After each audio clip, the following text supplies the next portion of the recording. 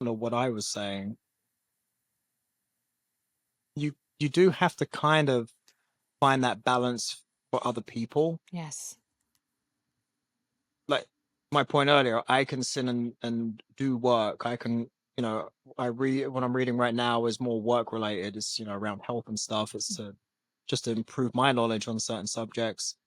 That's work to me. I'm enjoying doing that, but maybe Amy just wants to talk, Yep. and I'm not giving her that time because I don't balance my time in those ways. So I think perhaps it's that's the balance actually. I think is the way that kind of harmony of who wants what with your time versus the balance of work and life. Yes. Yes, and yes. And you bring up something good by mentioning Amy. And this is a conversation that I often have when I'm coaching. You have to let your significant other, your partners, your children know what you're doing. You Yeah, have to let them know, hey, I'm super focused on, I've got to make calls right now, right? And you can tie that to vacations or whatever it is. But I'm going to be really focused and shut my door for an hour. And then when I'm done, we're going to go for a walk or we're going to go do something or whatever it is. You have to let them know why you're doing what you're doing and what to expect and when they can have time with you, when their yeah, turn is going to be. And if you don't share with your partner why you're doing things, they don't know, especially in like the real estate world. Most spouses, until you're making really good money, most spouses are like, what are you doing? You're gone all the time. You're stressed all the time. You're running around, and where's the paycheck? yeah. um, That was me. yeah, well, this brings up another point. I was working with an agent yesterday. We basically took his entire calendar and deleted all his time blocks because he wasn't keeping them because it was what someone told him he should do. Yeah, And I was like, great, you have prospecting 5 days a week on here. You're not doing it. I don't care who told you to do it 5 days a week. I can tell you what the team would like. I can tell you what I think you should do, but I want to know, what are you fully committed to? And the 5 days went to 2 days. And I'm not there to judge it. Like I'm there to coach. And instead of it being called prospecting, we were talking about, this is someone who's been in the industry for a few years. Wife comes from a salaried type position, doesn't necessarily understand this. yeah, And so we renamed prospecting time block to make, I'm just going to say a fictitious name, make Susan happy time block, right? Because him doing that prospecting to bring in the money, that makes his wife happy. So it is way more fun and motivating to look at your calendar and go, make my wife happy time block, not prospecting. Um, you have to make it where you see these things and you're like, I'm compelled to do this even if I don't want to do it. What is the reason I'm doing it? So change the name of it, whatever you need to do, but get rid of what you should do and start doing what you're fully committed to doing. And then when you start having wins from that, it naturally builds. yeah, yeah, definitely. And everybody's tolerance for the amount of work they do is different. Everyone's need for free time is different. Hmm. Doesn't matter how high performing you are. And I think you think of some of the most wealthy individuals in the world who work an insane amount, Hmm. they actually have a great quote unquote balance Yeah. because they can take half of their year and sit on a yacht and do their Yeah. work. Like that's fantastic balance. But if you were just to look at it on paper, you'd say, "Well, in the work column, we've got a bit too many hours here, don't we, buddy?" Yeah. Every and you can point, and I'm not going to start throwing out names, but every really successful entrepreneur that is happy, um, they take 15 minutes and walk in their garden. They have Yeah, non-negotiable things that they do for themselves, like every day in between things. Um, Creating something where you have that's the I'll rest when I die mentality. Like that is no that is no good for anybody. We have to be constantly checking in with ourselves. I did not do really any self-care last week. Ben's like, you didn't get to do anything for yourself. And I said, you know what I did for myself? I went to bed at 8:30. I got home, I functioned for a little bit, I was done. I was toast. I could have done a million other things, but I was exhausted. I got in bed and Yeah. went to sleep. That was my self-care. Protecting the sleep was the best thing that I could do for myself versus trying to push through learning some more emails or going through some more systems or something like that. Yeah. So it might not be my ideal self care things, but if I looked at, okay, out of all my self care and what I've got on my plate right now, what's the one most important thing? And for me, that was sleep. And so I honored it. Yeah. Yeah. And that's a great point with sleep. You know, some days I'm working 5:45 in the morning till 7:15, 7:45 p.m. Hmm. Um, and you know, as we always talk about, after 9:15, good luck trying to get a response to me. I'm Yeah. in bed, phone's on airplane mode. Hmm. Now, again, on paper, you'd say you're working too hard. Now, in during the day, it's not like I'm back to back all day. I fit things in. I'll work out, spend some time with the kids. But you know, who has more balance out of that kind of lifestyle, or someone who works a 9 to 5 but stays up till midnight, binging TV, drinking and eating stuff they shouldn't be consuming? Who has more balance? Yeah. Do you want me to answer that? It's a It's a hypothetical. rhetorical, yeah. Yeah. Yeah. It's a hypothetical. Yeah. Um, oh God, my brain just starts going off in these different directions and I'm working to stay on track. Um, it's a problem or you're out of balance. To me, doesn't matter how many hours you're working. If you're coming to me and you're like, I am burning out, my relationships are suffering, I'm not where I want to be physically or mentally, then it's the problem. If you're happy and your relationships are good and truly good, not just you being oblivious that your counterpart and your kids are like begging you for more time, they're truly good. You can show me your calendar. I can see where you've got stuff in there. You might be working 100 hours a week. It's not a problem. You're thriving. Yeah. It's when you give up on one of those sections, those pieces, or where you start putting yourself last. You talk about it often. It's like that well, right? You can be pulling from it and it's not showing up outwardly, but at some point it's going to catch up. Yeah. Yeah. I think it's less about balance and just more about efficiency. How Mhm. are you efficient with your time? Yeah. And that's prioritize. That's Yeah. priorities. Like if you're spending things on time on things that are not your top priorities, you are not being efficient. Yeah. You know, I've never been one for, 2 week vacations, and I love Ed Milet talking about it. He's like, after 3 day vacations, I'm done. I want to go back to work. I'm energized. I'm recharged. Like, put me in, coach. Yeah. And that's kind of how I am. Um, but at the same time, I have to appreciate that other people may need more time. Yes. Well, if you're going to Europe, But you need then, more than 3 days. yeah. But if you're, I would be really interested to audit everybody's time and see where they're kind of losing and creating this quote unquote imbalance for themselves, Yeah. Being because reactive. ultimately, yeah, yeah, Checking email 1,000 times a day. Checking, we're in such a reactive state. We don't even realize how much time is getting sucked away. Um, Time audit is a great thing to do. And again, show me your calendar. I can pretty much tell you what your life looks like, yeah. where you're suffering, where you're thriving. Um, I love calendaring. I I think know you do. I need a t-shirt that says that. Well, as I say, you're a human Oh, calendar. it's gonna say time block me, baby. I'm putting it out there. I'm gonna have a t-shirt that says that. I just I like can feel it. So funny, and I still don't use my calendar as much as I should. Well, we're But back to the should. We're back to the I've should. always, I've always put it in here though, so I know where my time blocks are. Yes. But of course, I'd love to do better. Again, if it's serving you and you have a system, great. Yeah, When it stops serving you and you're getting anxiety and you're forgetting things and things are slipping through the cracks, or you're like, I don't understand why my wife's not happy, right? That's where you have to look and say, okay, I thought it was working for me, but it's actually really not working for me. yeah. And you have to check in. You have to check in with your people. You have to check in with yourself. Okay, how am I honestly feeling right now? Because, like, if you're just good at go mode and I'm good at doing this, I can just push through, you can get pretty far down from where you should have stopped and harmonized again.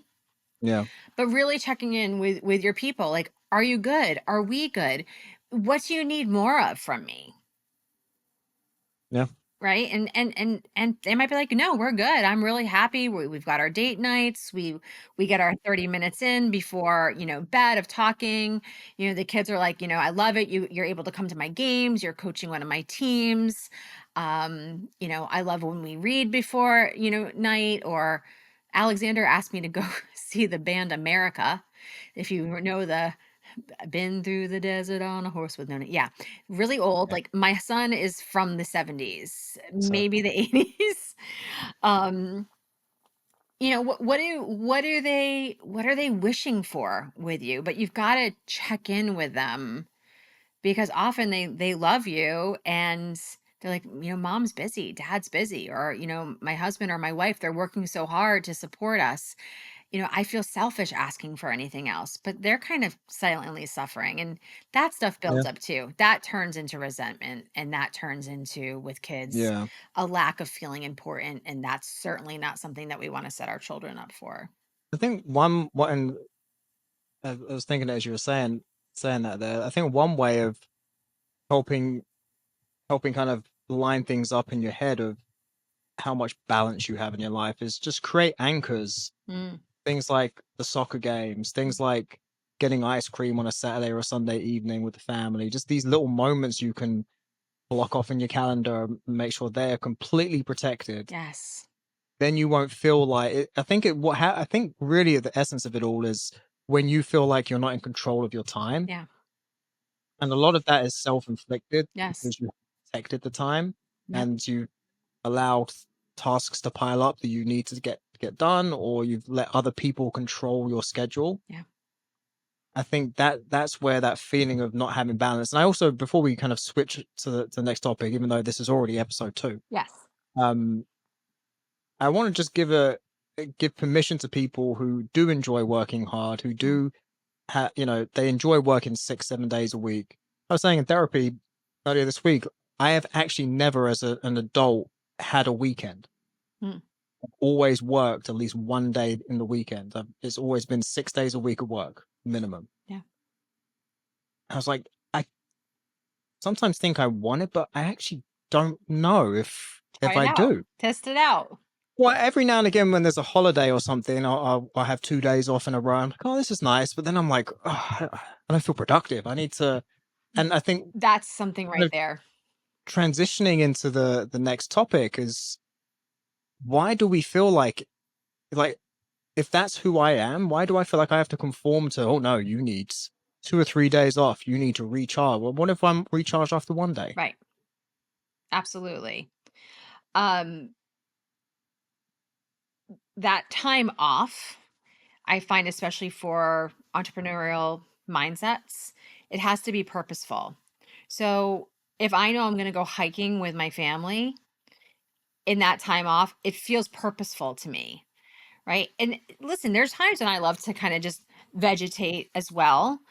Um, but if I'm not working or checking in on my people and I'm not just going to have some like brainless downtime, I like being purposeful about it because it's moving my other priorities forward. It's supporting my other priorities. So not just time blocking, being like, oh, I'm taking this time off. That doesn't feel energizing to a lot of entrepreneurs.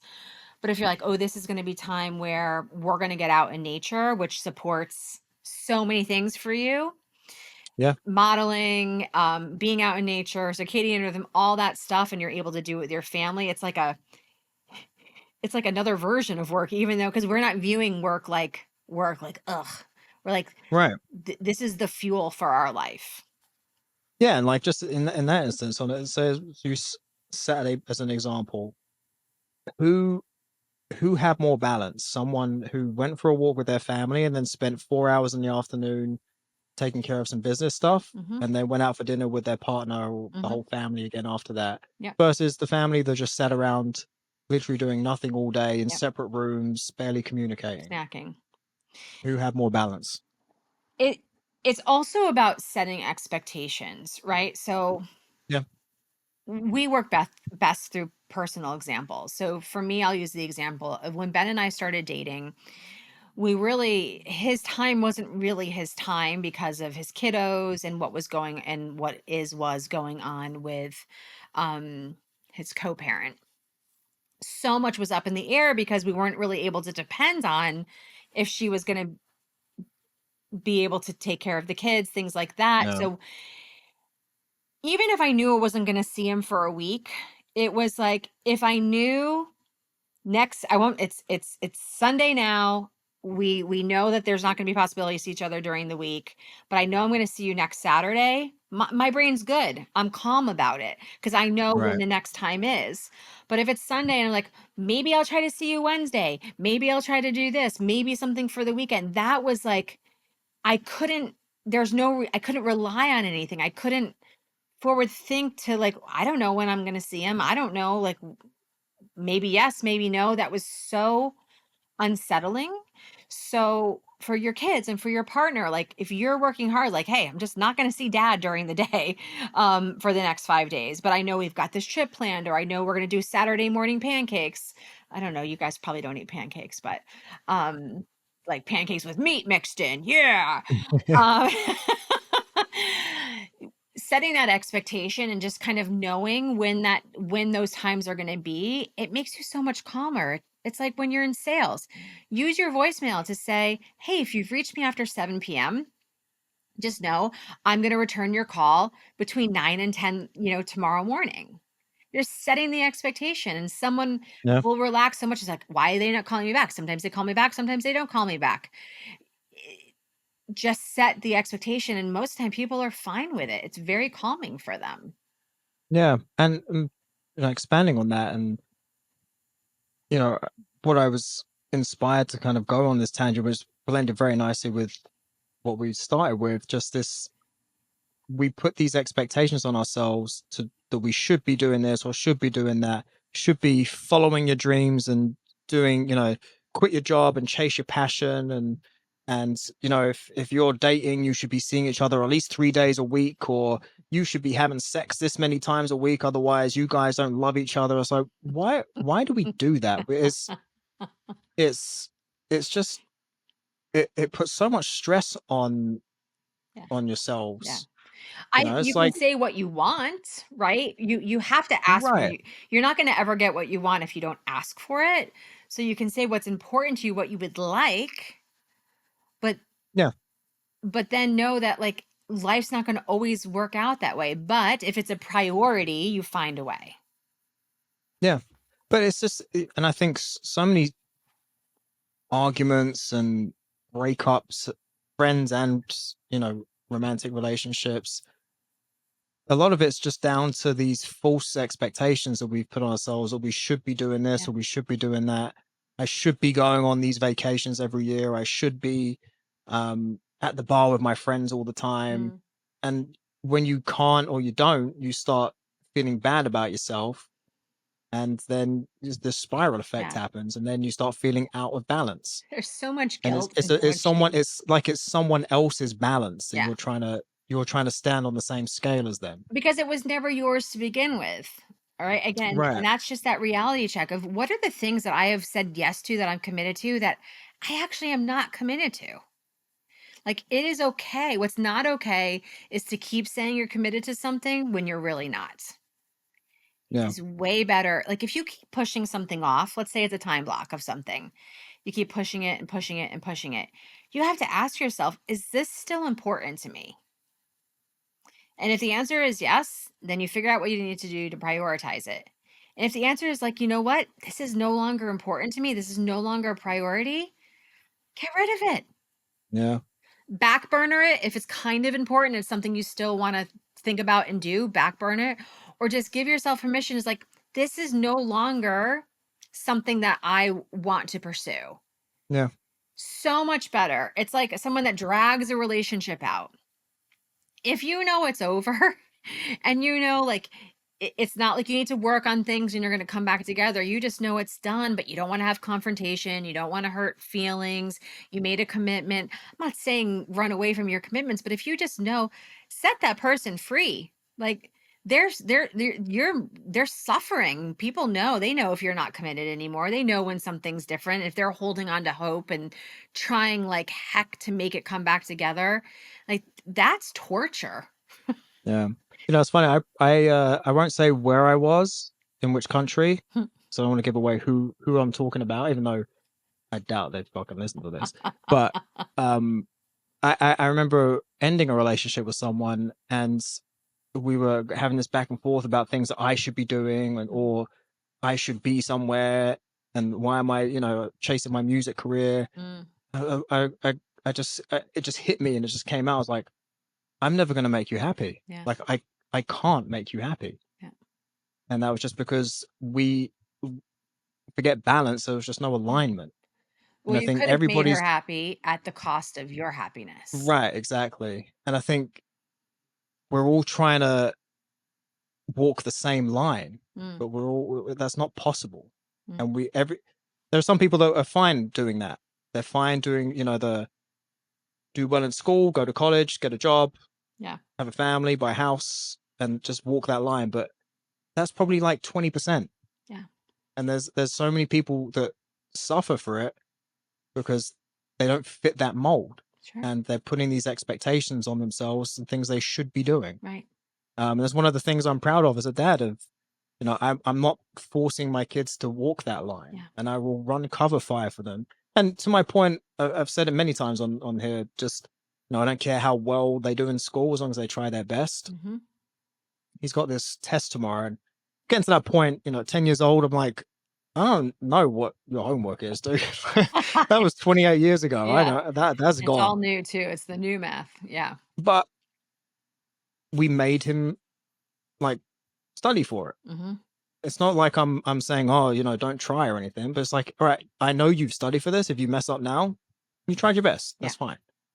Um, so while most of this conversation's been pointed towards adults and parents, I think we need to think about how we approach children with that too, and the impact. To our point earlier, they're always listening, they're always watching. Are we putting expectations on our kids? yep, And something I really struggle with when he's playing soccer. hmm. And I'm really trying my hardest not to say a word during games. And he was the other day. He was like, I think he was amazing in the one game, and it's like, you look pissed off at me the whole game. I was like, no, I'm just trying not to show any emotion because I'm really trying He not thinks you're to. pissed off.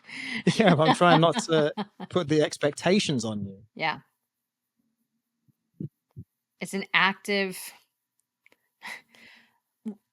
listening, which I would also equate to just watching without reacting. Right. I think that's like the same thing. It is very active.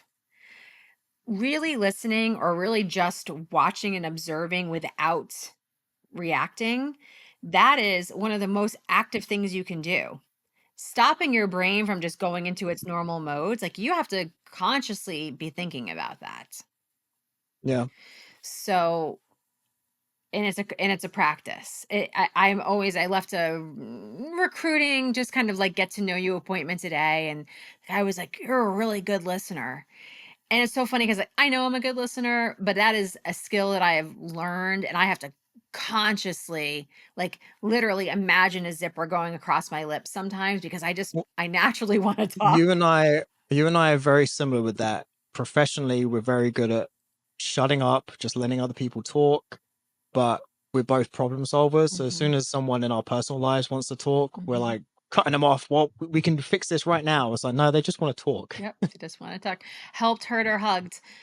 Yeah. Uh, it's so fun because everything applies to everything. Everything we talk about for business applies to your children, applies to your relationships. Like, this is just life, and that's what I love about us, is that we're not on here just talking about executive CEOs, right? If you are an executive, you're a CEO, this is relevant. If you are a stay-at-home parent, this is relevant. If you are someone that's in any type of relationship or wants to be in a relationship, these are all relevant things because this is just life. Yeah.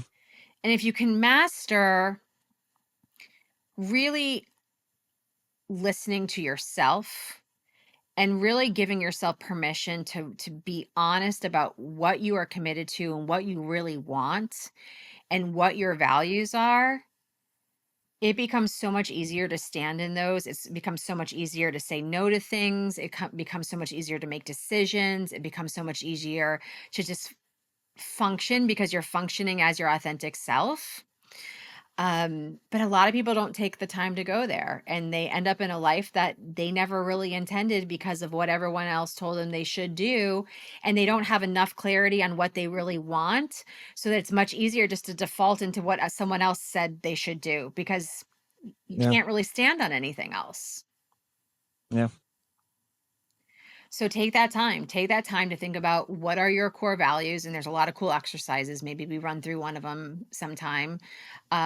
What are your core values? And then what things are you doing that support them right now? So those are the Yeah. priorities. What things are you doing that don't support them right now? Those are the things that you need to release and get permission from us, get permission from someone else. Just give permission to yourself to say, I'm actually being really unfair to myself and everyone around me by saying I'm committed to something that I'm not.